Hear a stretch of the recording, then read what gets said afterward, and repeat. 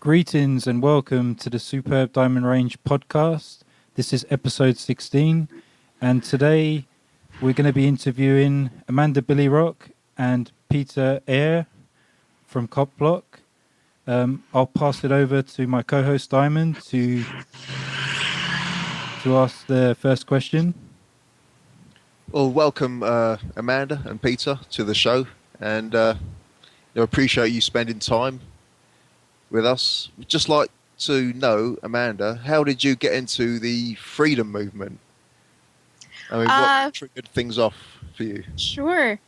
Well, I know that the 2008 depression was felt throughout the world, and I know that here in the States, I kind of just, in about 2010, I found myself really just confused as to why businesses were closing and people were losing their jobs, and people were telling me that there was some giant national debt that apparently I was supposed to pay into. None of that made too much sense, and so a quick trip to the library actually led me to Ron Paul.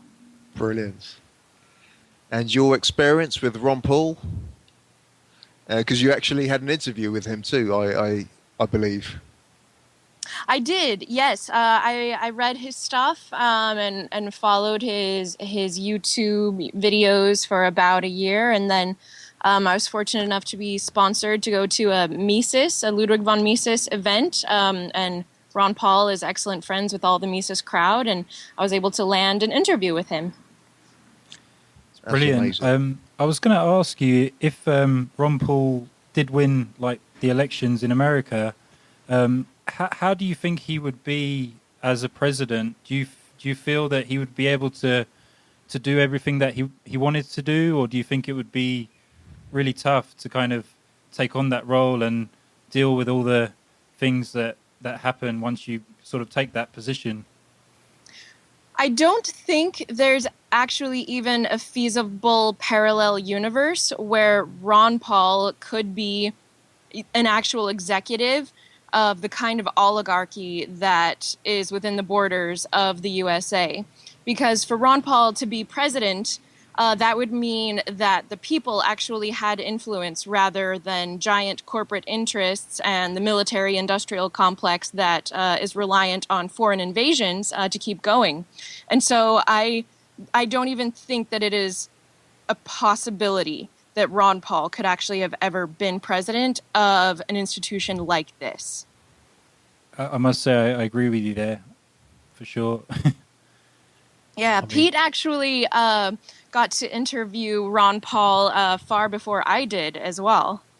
All right. What did you think of him, Pete? Well, I was able to interview him back in 2009. I was on the road at the time with a couple friends doing a project called Motorhome Diaries, and we were actually down in his area in Texas, and we were able to get word to him of our interest in sitting down with him, and he was willing and gracious enough to meet with us on Mother's Day of all days and sit in our 110-degree RV in the heat. And I thought he was very friendly. He's a great person. I think he's very charismatic and genuine in his statements. And my questions to him that I thought were I was most interested in was to hear his thoughts on civil disobedience. And I also asked him, like, he relied heavily points to the Constitution. And I just said, well, what about people who think their rights, derive from elsewhere and stuff like that? So, and I asked him about self-government, and he said that's the ideal. So I really thought I took that to heart, and I think that's, there's some truth in that statement for sure. Sounds really good.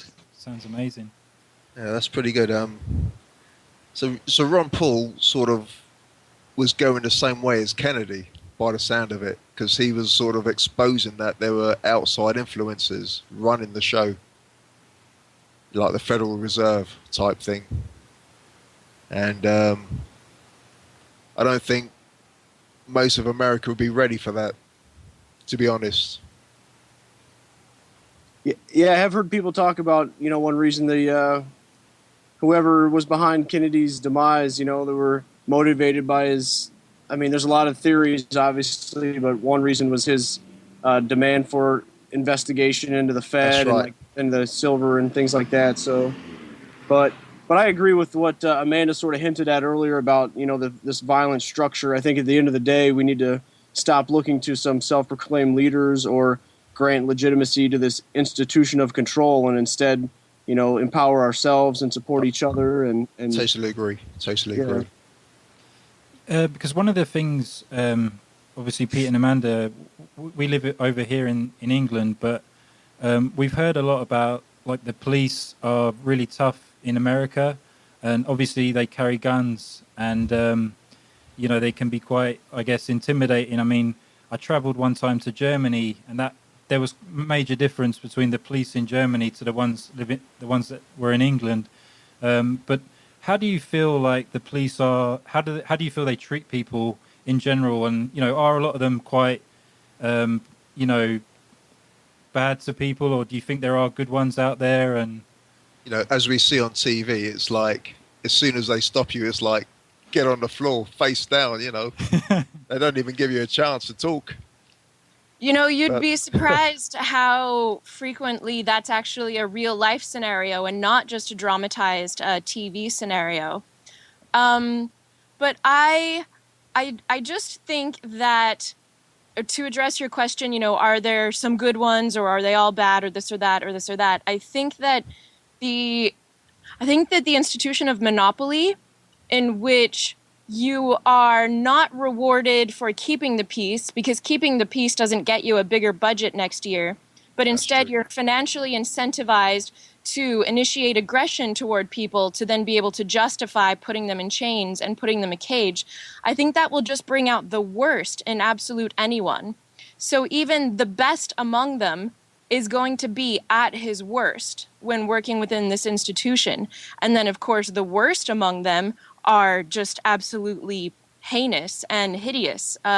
Pete actually had someone send him a video just the other day of some cop block fans and cop blockers themselves who live in a neighboring area in Massachusetts. And they were pulled over by what we call road pirates for no stated reason. And they were, within 15 minutes, these police employees had escalated the situation simply because this man was asserting his rights and was filming. And they demanded that he get out of his car.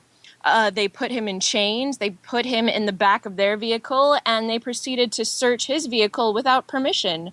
And so it's really just, whether you're a nice guy at home with your family or you're still a dick at home with your family, when you're working within a monopoly, you are going to be a dick.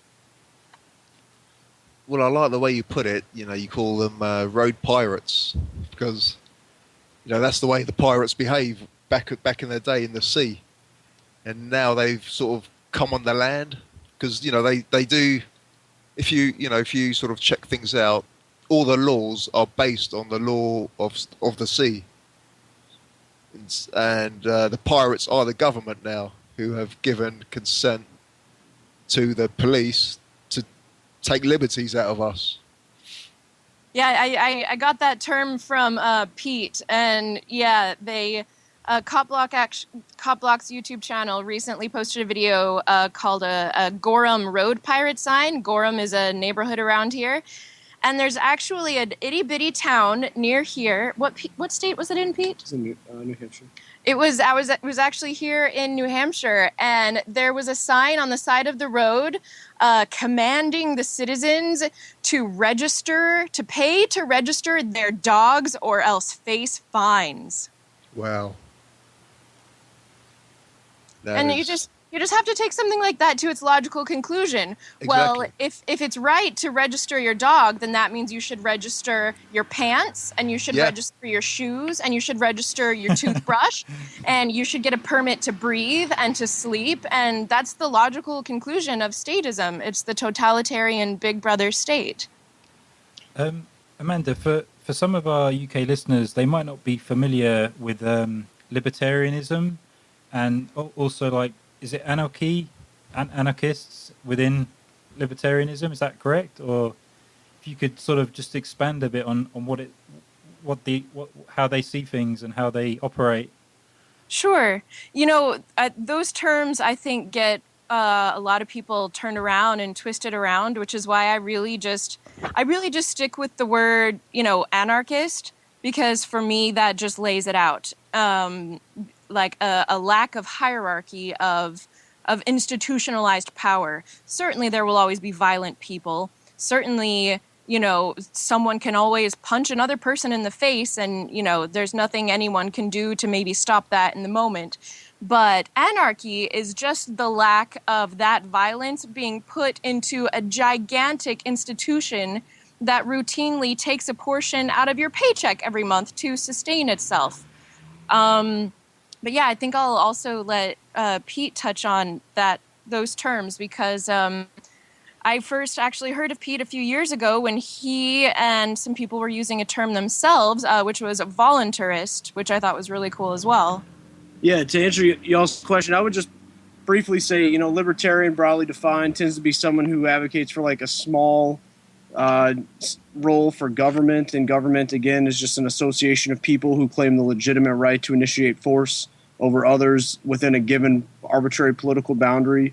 So they might say, a libertarian might say, well, the government should only protect people and property, so like courts, police, and military. Yeah. But those are like the way, and then so you might have like a libertarian anarchist or a market anarchist, someone who believes in property rights, who realizes that if you let a monopolistic group provide any good or service, it's going to be done inefficiently, and it's done at the barrel of a gun, so it's not preferable. So the voluntarist that Amanda mentioned is similar to like a market anarchist or an anarcho-capitalist, except they might base their views on things not just from economics and efficiencies per se, but also on a rights-based argument and the inherent self-ownership that we each have to ourselves, and thus the right to defend ourselves and our property. But to take it back to some of your listeners, I would encourage them to look into the Levelers. They were a group around in the mid-17th century in England who were some of the most outspoken against the tyranny that they saw around them. This was during the time of the English Civil War. But they were persecuted for their beliefs at one point, some of them being put to death because, the police and the government, that structure itself, to continue to exist, I mean, their incentive is to grow in size and scope at the direct inverse of your and my rights. So they depend on people granting them legitimacy. So the people they go after most aren't the common criminals, a rapist or a murderer, but people who question their authority that cause other people to withdraw their consent. So that's what happened to the Levelers. They were so on point, eroding this claim legitimacy, that they were eventually subjugated, persecuted by these folks. Because somebody once described government to me like a BlackBerry phone, whereby you have a lot of applications, and you got so many applications, and that sort of represents all the agencies of the government and all the expansion that they do. And what we kind of ideally want is less applications on the BlackBerry, smaller government, and good government, not what we have now, kind of thing. Not that works just for the interests of the corporations over the people, which are the most important, and the land. I think that to comment on your phrasing of good government, I think that any good or service that people have to be forced into paying into, they obviously didn't want it badly enough to voluntarily pay for it. So I think that if taxes have to be taken out of people, it means that they didn't actually prefer that good or service. And so, I think that in the free society without a government, I think that people would absolutely choose to pay for defense, the way that we voluntarily purchase security systems for our homes. I think that people would voluntarily choose to pay to use private courts, the way that I see a lot of people actually using private arbiters these days to solve their problems and disagreements with others outside of the government court system. I think that all of these things that we've come to expect from government, defense and justice and infrastructure and whatever, we're civilized people. I think we would absolutely still opt to pay for those things. But the difference is that if they were provided by the market instead of by a monopoly, we would actually have options. And if we didn't like the options that were being presented to us, we could withdraw our consent by withdrawing our money. We wouldn't be forced to purchase levels of service that weren't working for us. It's brilliant. That's excellent. Yeah, excellent. Are you aware of the like in America, it's pretty big there, like the free man movement, where people sort of come away from the system, and like Rob Menard has his theories of no contracts and the bonds, the birth certificate being a bond. Are you aware of his sort of work? I'm not personally. Are you, Pete? I've heard of some of what you are describing. I know I've come across some folks that sort of ascribe to that view on things and advocate that certain tactics be implemented along that avenue. But like the way they talk to the police, and they use the Black's Law Dictionary, which is pretty accurate as well, because I've done my homework on that too. Yeah, I mean, I think some of the goals of at least I don't claim to be an expert in that area at all, but I guess I would say offhand some of the goals that I've heard expounded upon I would agree with. Like each person's a sovereign into themselves. Definitely. But I don't like some of the tactics that I've seen at least involve maybe sort of using the paperwork or their system, or trying to like sort of turn it on itself to like control to leverage one's own rights to come back, sort of, or to withdraw their consent. And for me, it's like, I guess the more, if you're like, hey, on page 37, it says if I say this, like instead of driving, I'm traveling, or instead of this, I'm doing this.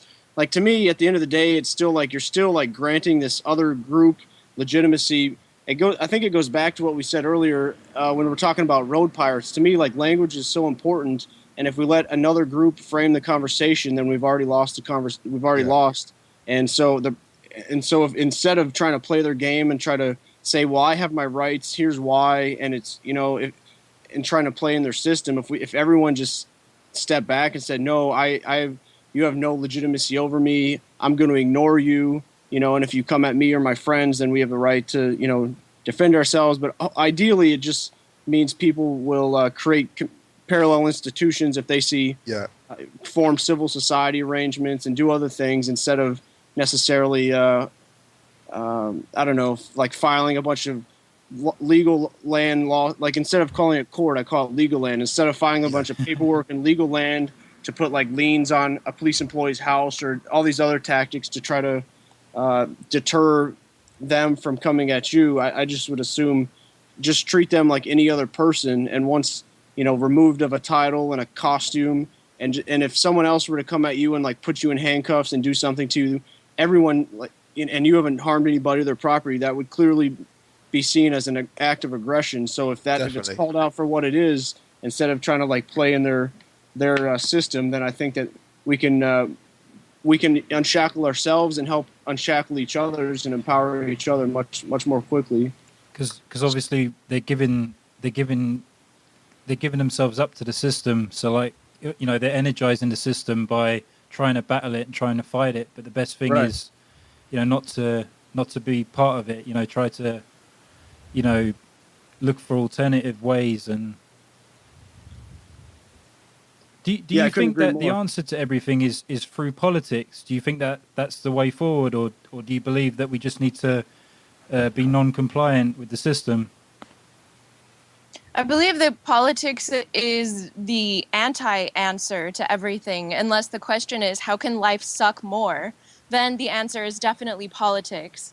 But other than that, I mean, they can't, without the proper economic incentives, which is the way the rest of us have to operate, and that is there's competition, which means that we necessarily have to innovate in order to, keep our jobs and continue to produce wealth to sustain ourselves and our families.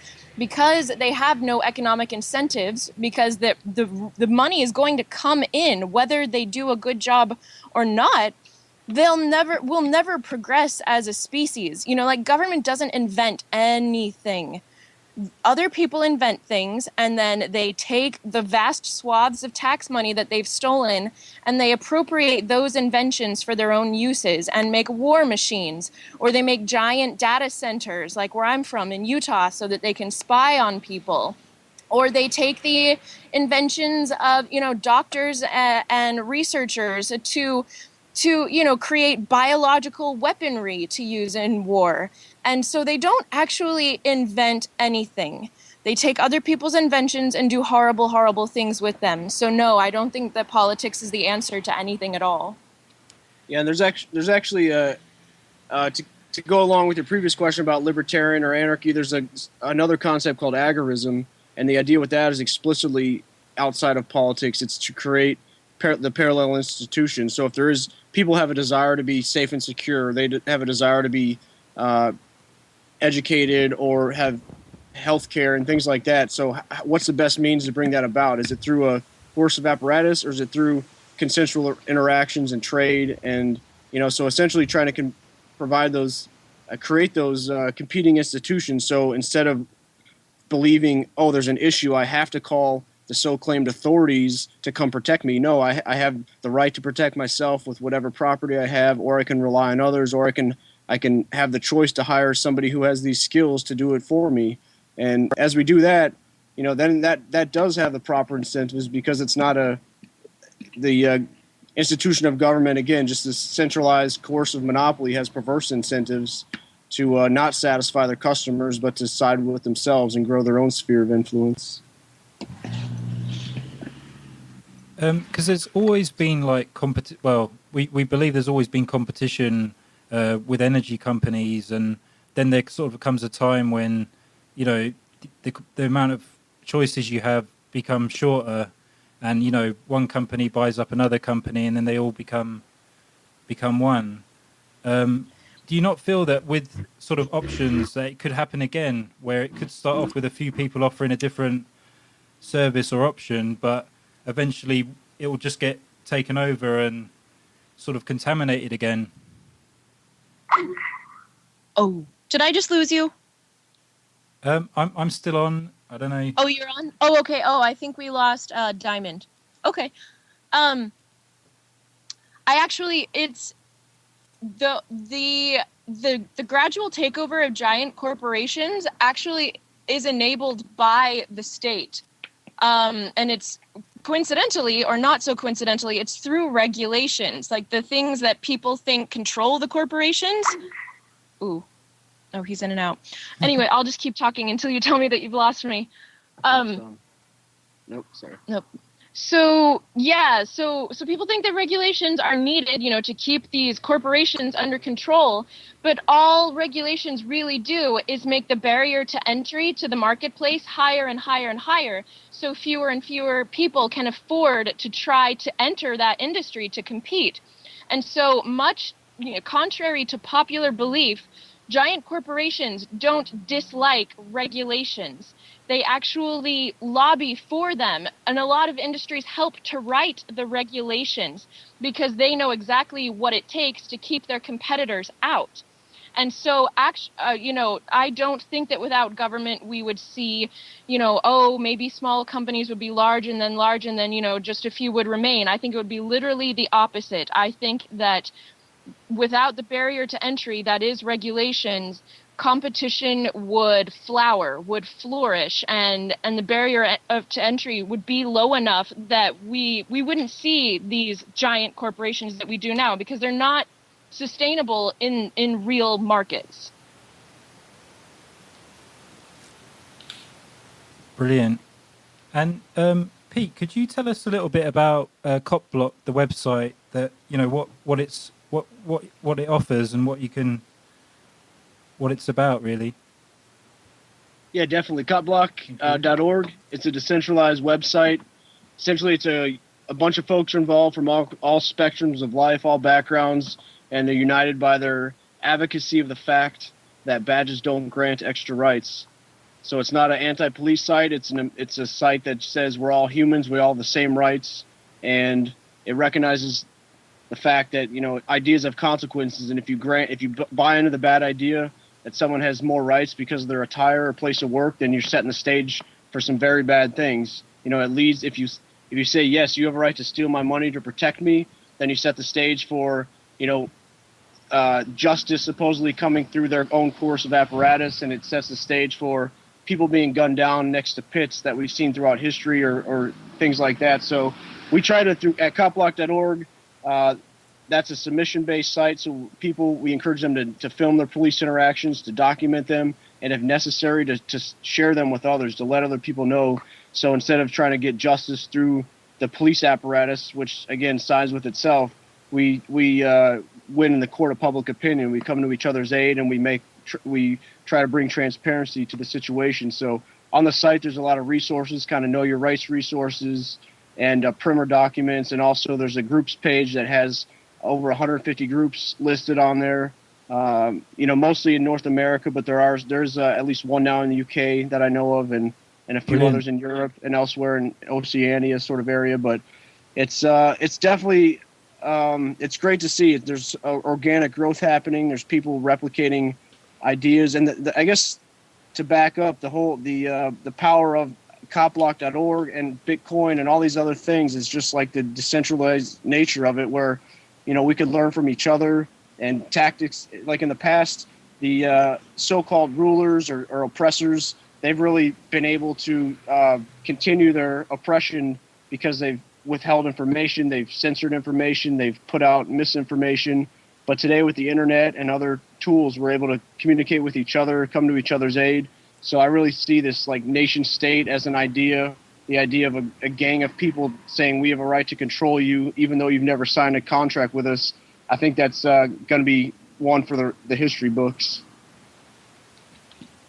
Brilliant. Are you still there, Diamond? Yeah, I've come back now. Thanks for bringing me back. Any question, Diamond, regarding finance? Because I know that's something you're interested in. Finance? Well, I'd like to ask about your thoughts on sort of like the creator or creation of the planet, because a lot of sort of, the way the world is going, it seems like everything is going against nature. Like with organic food, chemtrails, and people are being poisoned. So whatever you're buying or whatever you're eating, most of the things you're taking in your body is actually going against you, which, I believe everything out there was made for us naturally, and it just looks as though the powers that be have got us to have sold us a lie to buy into modified food, which does nothing for us, which kills us, ends up most of the time ends up giving us cancer, all kind of diseases. So any thoughts on that? I don't have strong feelings about like genetic modification either way. But I think in terms of just like the quality of food that you have mentioned, I think that the low quality really starts to come in from the producers that are receiving government subsidies and from the producers that get government protections. I know that in the U.S., ties between the state and big agriculture go back deep, and they are extensive. And just like Stephen mentioned earlier, there used to be a lot more competition. There used to be a lot smaller farms. People knew where their food was coming from, and there was, accountability, and there was transparency. But as subsidies from the state began to make the barrier to entry higher, and so farms went from being more family-run to being giant and corporate-run, that kind of just removed an element of transparency, because all of a sudden, hey, who has the money to sue someone who has the entire government on their side? Well, no one. And so I really just, I think that the food quality problems can be traced back directly to the state.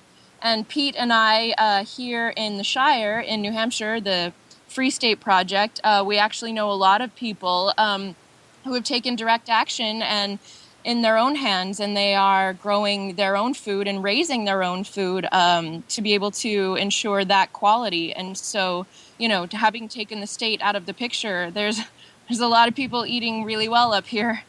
Oh, good. And the Free State Project, can you tell us a little bit about it and kind of just to give us an idea, because if it is what it sounds like, it's something that we would like to do over here, but we're not sure if it exists over here. But if you could just tell us a little bit about it from your point of view. Sure. Well, actually, it was birthed as an idea in 2001 by a college student who was in graduate school named Jason Sorens, and he wrote a graduate thesis that theorized that people of like mind could influence a government or a culture to be more freedom-oriented if they were to geographically concentrate themselves into an area of relatively low population. And so people picked up on his thesis and actually formed like a committee to take a vote and choose an area to designate the Free State Project and actually put it into practice. And so this committee chose New Hampshire. Well, oh, please. Just real quick, it wasn't a committee. It was folks who had signed a statement of intent. So the college student said he looked at different secession movements throughout the world, and he said if 20,000 active doers were to concentrate in a small enough arbitrary political boundary where there was like 1.5 million or 2 million or less people, they could really change the tide. So a number of people said, hey, I agree with that idea, and they signed what was called the statement of intent. And then when they reached a certain number of signers, they said they were going to have a vote to figure out exactly where other people might want to congregate at. So New Hampshire was one of the choices, in addition to just a couple other states on the East Coast here, a lot of states out west. New Hampshire came out on top. It has the lowest tax burden in the lower 48 states. It has no seatbelt law if you're over 18 driving a vehicle. It has no helmet law. It has pretty lax legislation related to guns and other things. So it was seen as a good starting point. And so they used a concordant method of voting. So every person who had signed up so far got to vote on their top two choices. And the Shire came out on top. And there was a kind of a split at that time. Some folks who wanted to go out west started a Free State, Wyoming.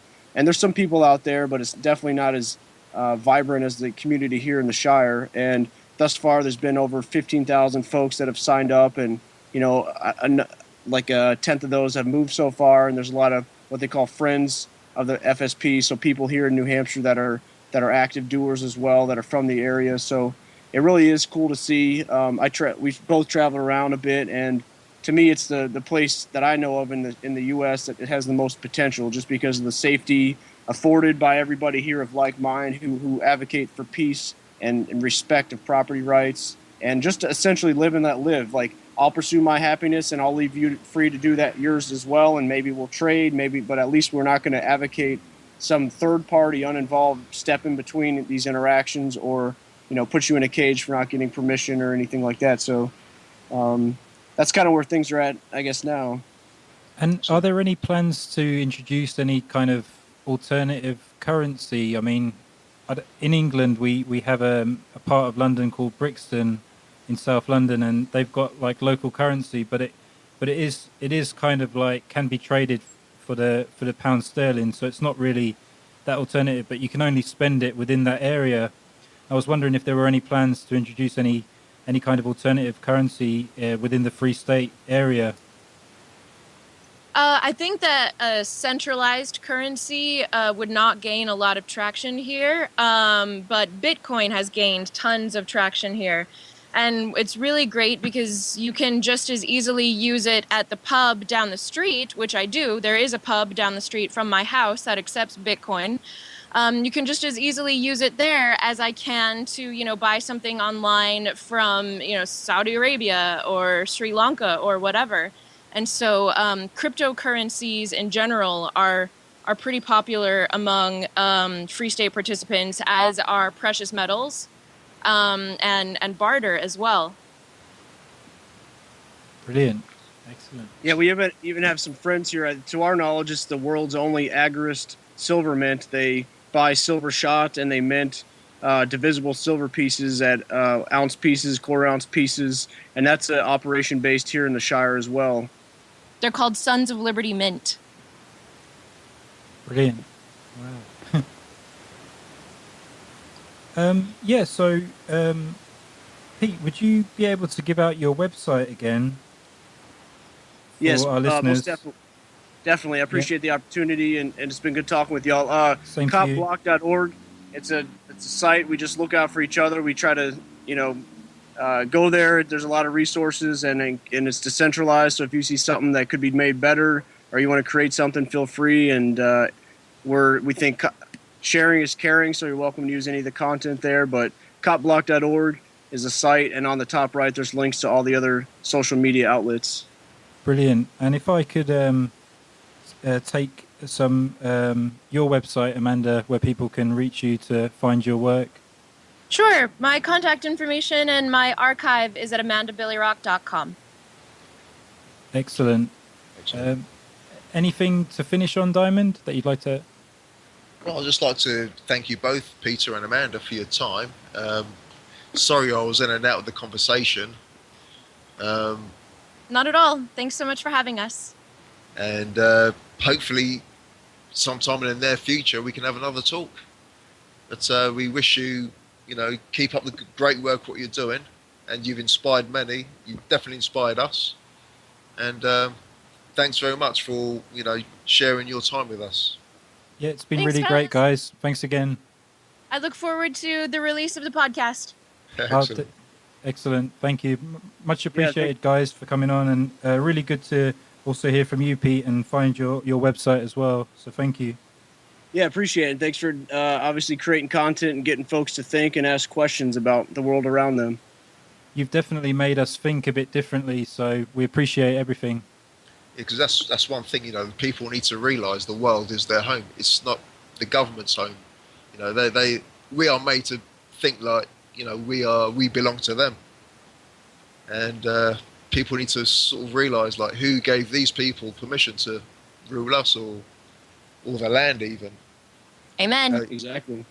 All right, fellas, have a great one. Okay, thanks very much. Thanks again. Thanks. Take Take care. care. Stay blessed. Bye. Stay blessed. Bye-bye. Thank you.